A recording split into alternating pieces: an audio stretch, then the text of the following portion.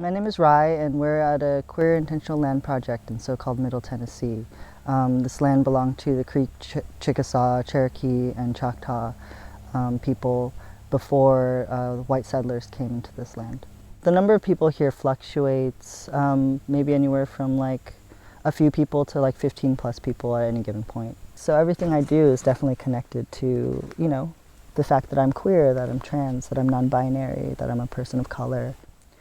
I see gardening as a form of protest in a way, trying to like work with the land with some sort of more critical analyses of like how we've all come here, and taking into account that we're all on stolen land, and taking into account that chattel slavery happened in this area and what reparations for Black folk and Indigenous folk looks like or could look like. I've found that in my, limited experience with queer land projects that the majority of them have been white dominated, and the majority of people there are white people. So yeah, it makes total sense, unfortunately, why access is more difficult for, folks of color and for trans people especially.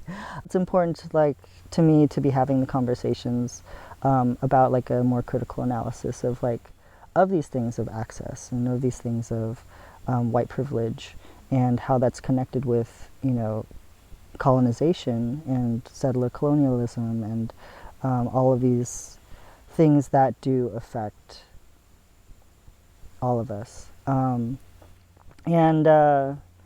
so I think these conversations, I've seen them happening. I've been a part of some of these conversations happening, of just really trying to redraw these lines with the consideration of how white privilege has affected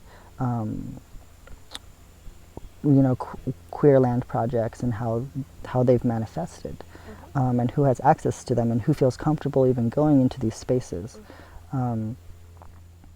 So yeah, I think there's still a long way to go with that, in terms of a redistribution of wealth, and a redistribution of power.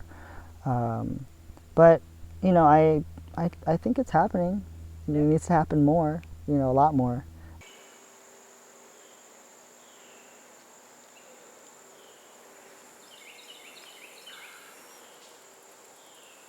Yeah, I think the queerest thing in the garden is to me, is the rose quartz crystal in the center. And rose quartz is like a stone of love and compassion, and it's just really beautiful, and it's really pink, and it's really freaking gay.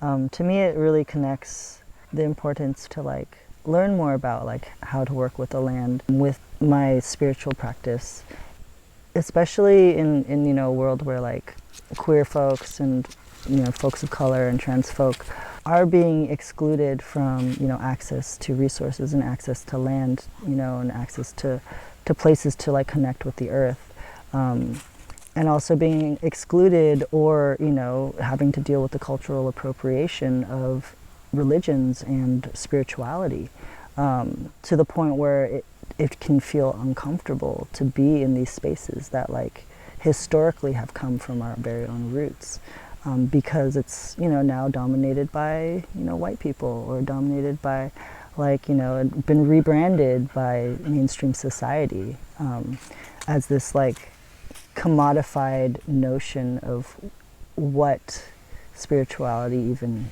is.